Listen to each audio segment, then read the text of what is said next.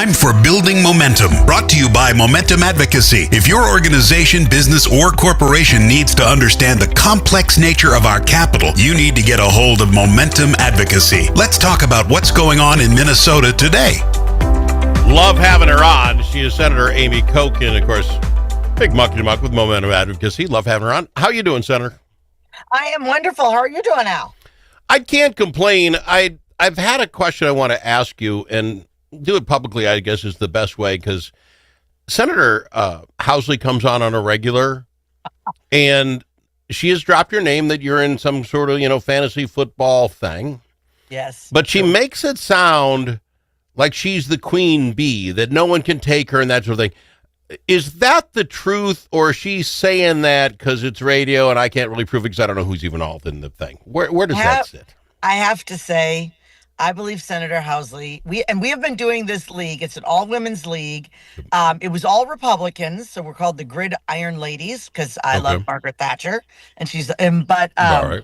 However, we've allowed one Democrat, former senator and now current Washington County Commissioner Carla Bigham. We have one Democrat, and we have one Packer fan, and it's much easier to have. Wow! Yeah, I was going to say I'd take a Democrat every time. Okay, fair enough. Every time. So, but Senator Housley, I think she's won. We have a heel. That's our trophy. It's this beautiful Vikings heel.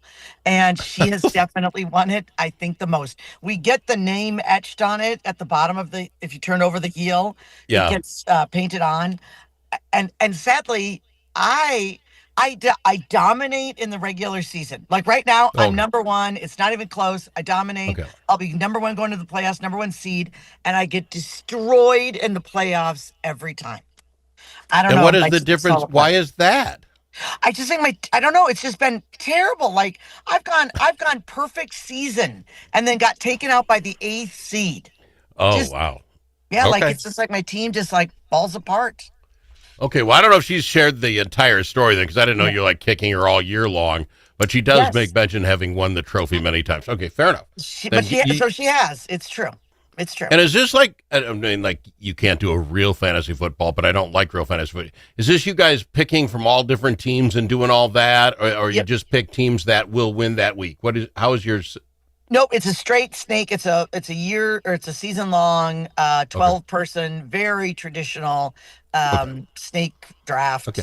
I hate that, to be quite frank. I tried it with my kids a couple times, and I just end up picking all the Vikings that are left because that way I can just watch one game and root for one team. And it's a horrible. I get it, but I can't watch all those games and care. So okay, good for you. Let me ask you this then. It makes it more fun, and we have a big text thread where everybody's talking and exchanging recipes and celebrity gossip. It's the best. Fair enough. On that same line, then just give me your thoughts on the Minnesota Vikings. I thoroughly believe right now, the next 2 games, and if you look, this next 3-4 games really will tell the season.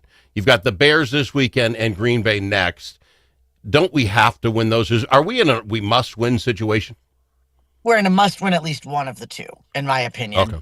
And I do have to feel like I am really starting to feel for JJ, because there's something about the chemistry between him and McCarthy, Jefferson. Yeah. What is it? Like he can hit Addison, he can hit Naylor. They have amazing catches. If I'm Jefferson, I got to start looking at my record and just going, he should be dominating, and it's just not happening for him. So I got to think that there's going to be, some problems there. I don't understand how there couldn't be. I would be, if I were Jefferson, I would be just like, hey, we got to figure this out. Yeah, I would. You could watch a lot of film study. Okay. Other things to chat about, because I don't want to waste your time just with the Vikings and sports. Since you've been on with me, Lisa Damath, Speaker Damath, Representative Damath, has gotten into the mix. She comes in, balls to the walls, if you pardon the expression. She comes in, her video, I thought was, spot on and nice. What a great entrance. And then she right away has a lieutenant governor pick. It kind of forces all the others, because now the question is, who's yours? And they're going to, you know what I'm saying? I don't know that it wasn't a really good jump into the deep end of the pool. Your thoughts on Damath getting in? It was an outstanding entrance into the pool. And it had to be a little, right? She's been in late, so immediately you have to hit the ground. I say like a thunderstorm. Balls to the wall, thunderstorm, whatever it is. She really did need to. And I thought she had a great entrance anyway. As you said, I thought her video was was thoughtful and like personal. And also she went after Walz, which is what you're going to have to do as a Republican. You're going to have Governor Walz has got huge name ID, huge lead in the fundraising. So Yep. you gotta immediately say why it should be different. And there's quite a bit to say there. And she did. And then a week later to have her LG, which just shows that campaign is firing. Yeah. And her LG, now, a lot of people probably don't know him, right? He ran for state auditor. He Yeah. won. He nearly won. He lost by 0.34%. He was the closest statewide race 4 years ago that the Republicans had. He had Scott Jensen done better than Yeah. a -8 points, he would have won. Now, people don't know what that shows to me is people don't know who the auditor are. They don't really know Yep. Ryan Wilson. They know that that's kind of a generic ballot, right? And Yep. he came this close. But also, he has been working for the last couple of years, getting to know the delegates, getting to know the donors. Oh. And so he's going to be able to partner with her. He also, she comes from Cold Spring. She's a Greater Minnesota, born and raised, and Yeah. and he is from Maple Grove. So you got the suburban factor, which, by the way, Republicans have been hemorrhaging in the suburbs. Yeah. We need to bring that in. So I just think overall, not only did she come out with fire and an LG pick, he's actually going to be very, very helpful and valuable and add to the campaign. So kudos. I don't know if you heard, like, it was literally the day after, 2 days after she gets in, there were folks on the left ripping her video getting in because she was using Trump language to go after Walz and trying to make it a nationwide campaign. I thought to myself, he jumped into VVP. He put himself on that platform. He did not do well there. Why would you not? If you're getting in to run against, I mean, it just seemed like it was a no-brainer, and they held that against her. Like, somehow, how can you talk about Walz running for VP? Because it was 6 months ago. Right, Well, that long whatever. ago. And by the way, it's one of the things that I think, and we've talked about this, right? He Yeah. has a lot of advantages in this. He has, Yes. but he's got some detractors. It's the fraud and the waste that he has no answer for 7 years, and really still has no answer. It is his third term, which Minnesotans just kind of have this fairness thing. They don't like a third term. We've never done it. They don't like it. Even just in St. Paul this last week in the election, third term for Mayor Carter did not happen. People wanted to change. So those two things, but also that run for vice president, it has been, I think, a distraction and a detraction to Walz's, kind of Minnesota brand. And you gotta call it out. It's just smart campaigning. Now I'm sure he's going to come back firing once he's got a Republican candidate to run against, and a big piece of that is going to be Trump. That's just going to be a part of this race. Period. Are we done with people getting in? I've said this a lot, and I have no disrespect to Senator Jensen, Dr. Jensen or Kendall Qualls. They got in early. You knew who they were. They ran last time. I mean, we knew who they were. Since then, you get the Christian Robbins gets in, who's on the fraud committee. Yep. Like that, she's on that fraud committee. That's going to be a big thing. Sure. Now you get Dameth in. Are we done? Because I'm hearing rumors that there might even be more yet. You said Dameth is in late. Can we get any later? Or is the field set, not just for governor, but senator and the rest? Are we set now? I don't know that we're set, perhaps in governor, but I'm not sure we're set in U.S. senator yet. And I'll be honest, we do not have a candidate there. So whoever it is, whether it's and the DFL have two very strong candidates. DFL Lieutenant Governor Peggy Flanagan, who is incredibly well liked. She's very progressive. And then you have Congresswoman Angie Craig, who won in a purple district by 14 points. So two very strong candidates. And so we just simply do not have a GOP candidate in that race, and we should. It's an open seat. Well, it's an open seat, and you think mostly people would, but excuse me, and I don't mean any disrespect to Craig, she's Amy Klobuchar light, right? I mean, Amy Klobuchar could just put her name on the ballot, she's going to win, right? I mean, there's something to that, the gravitas, who she is, and Craig has a lot of the same personality, a lot of the same style, that she could be your aunt from next door. This is not ripping her in the least. So for somebody to say, I'm going to get out of my life and run against that with what kind of percentage would you have to win? That takes a heck of a commitment, right? I mean, I'm not trying to rip a Republican and say don't get in, but that's a lot of work and time and effort. But I'm not 100% convinced that Angie Craig will come out of that primary. So Oh, that is right. I mean, Lieutenant Governor Flanagan has been working her tail off, raising money, campaigning but hard. how That's a much does very How much does Elizabeth Warren backing her help in Minnesota?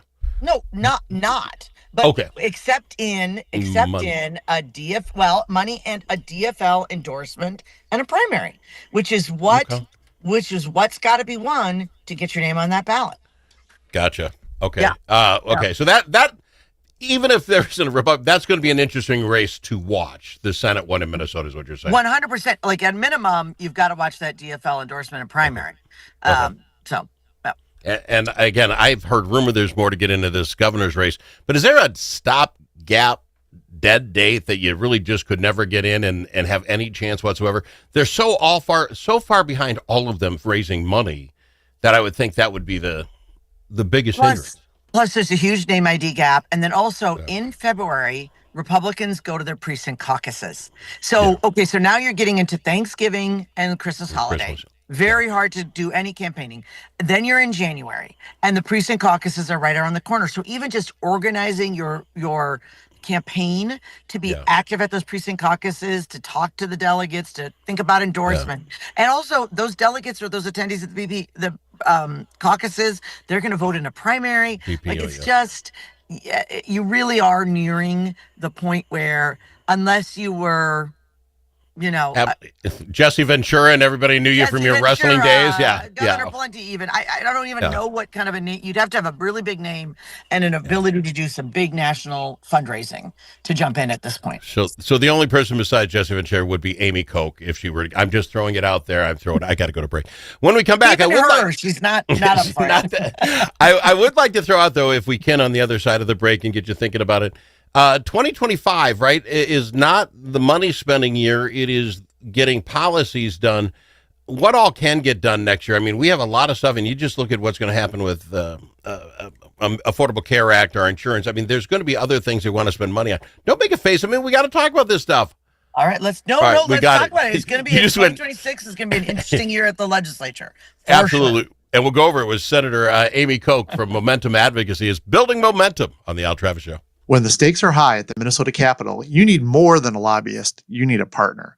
At Momentum Advocacy, we bring nearly 90 years of combined experience in government relations, public affairs, and strategic communications. From nonprofits to national corporations, we help organizations navigate Minnesota's political landscape with integrity, insight, and results. Whether you need legislative champions or headlines, Momentum Advocacy delivers. For more, visit momentum-advocacy.com. Momentum Advocacy, your friends at the Capitol. This season, bring the whole family to see Irving Berlin's White Christmas. This smash hit musical based on the classic film returns by popular demand to delight you at Chanhassen dinner theaters. With loads of laughter and a stunning showcase of Irving Berlin songs, White Christmas is a celebration of the romance, friendship, and magic of the holidays. Make your plans today to see White Christmas. Visit chanhassendt.com.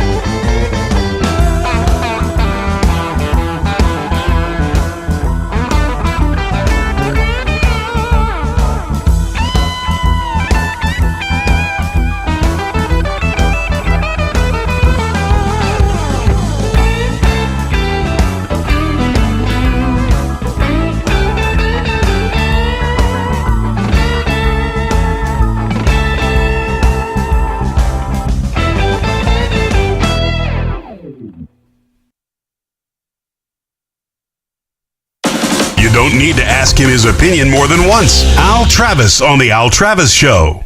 I love having Senator Koch on the program. She's from Momentum Advocacy. We're talking building momentum here. How to get things done at the Capitol. Let me phrase it like this, if I can, Senator. Al Travis and his group want to get, let's say, a roundabout built in my next wood during a bonding year. Want to get a roundabout done because less people die, less injuries, yada yada. I want a roundabout. Is that easier to get done? Is that something you would have more fun doing than Al? Now, like this year says his same group, but I want to make sure every human that has a license in Minnesota takes and watches this video on how to do roundabouts, because I'm completely concerned that we've had them this long and there's still people who can't figure them out. So I would like you to get that passed. A policy issue. Which one of those is easier? Which one of those is more up your guys' wheelhouse? Is getting money spent harder than policy? Where are you at? Is that a decent question? Yeah, that's a decent question. That's an interesting question. And the answer is it just depends on the policy, depends on the appropriation. Okay. But both can be done. So you're right. And I love that it's a bonding year, right? So next year, 2026 is a bonding year. This is where big projects, particularly of statewide or regional significance, so roads, bridges, public facilities like sewer, water plants, and generally these are like large priority building projects. So those can get done. The state actually bonds or borrows money and then builds these projects. And I think you have to have always a balance, right? You don't want to be like over leveraged, over borrowed. So you want to make sure that the projects that you're doing make sense and that like add to the long term. But there's an argument for borrowing the money ahead now because building costs are just skyrocketing all the time, so that it's cheaper to borrow and build now than in the future. Does Momentum Advocacy help me get that thing done? Yes, I mean, 100%. Okay, that's what I want. So you would be the one to help us walk through that landmine filled whatever it takes to get it on the list. Yeah. Okay. And the same thing with the policy. I have literally worked on driver's ed issues. Really? I did not know that. I was throwing it out there. 100%. I had a client that was a company that did driver's ed training, and they had some changes that they wanted to see to the program, and I have worked on driver's ed issues. So you can't. It's hard to name. We're a big team. It's hard to name a project that we haven't worked on. Well, which I think that's kind of my point. So when you get to a policy year, and I got to imagine there's going to be policies need to be fixed. They can do policy things on a bonding year. We just know bonding's happening, right? I mean, it's actually generally the even years. Budget years are the odd years. So the budget is got to get done and balanced. On even years, it's policy and bonding. But there's also typically, and this, there's been a lot of stuff happening at a federal level that's going to impact the state budget. And the state budget has been struggling. We just got the latest forecast. Money's down again, even from the kind of deficit forecast. So this could be a year two where they may have to do some changes to the budget or spend some of the tiny reserve or, spend some of the reserve, whatever they have to do to sort of fill the hole created by the federal budget. So that's something too. And it's not just maybe you have an appropriation that you really want to protect. Well, those appropriations are never written in stone, right? And so you get into a tough year, and there can be things that just have to be looked at, right? In a budget year where it's just like a family, right? There's sometimes where the budget is tough, and you have to find things that are going to get cut. Yeah. So you guys work both ends of that. So even if in a tough year like this will be a tough year, not as much money coming in, Momentum Advocacy, if there's something you really want and need, could be that forefront, that head of the spear to get that done. But on the other end, if you've got what you want and you're concerned it could go away, Momentum Advocacy can also, quote, head that off. Is that what you're telling me? And you have to be aware of that all the time, right? People tell me, "Oh, I'm not into politics." I'm like, "Well, politics is into you. It's into you. It's just, whatever you want to say. Like, maybe you love how big, government has gotten and all the pieces that it does, or maybe you think it's gotten too big. It doesn't matter. It impacts our lives in so many ways. So, with my last 30 seconds, then, if someone has any organization that is worried about any of these things we just talked about today, how do they get to Momentum Advocacy to see if the fit will work for them? Yeah, you can just find us at www.momentum-advocacy.com. Just put in Google Momentum Advocacy Minnesota, and you're going to find me or Amy Koch. Amy and Fredrickson. congratulations, by the by. Google Amy Koch for it. Yeah. And on that same thing, Google Amy. you can send the email in if you get online, the contact, and you'll at least start off finding out whether it's a good fit or not.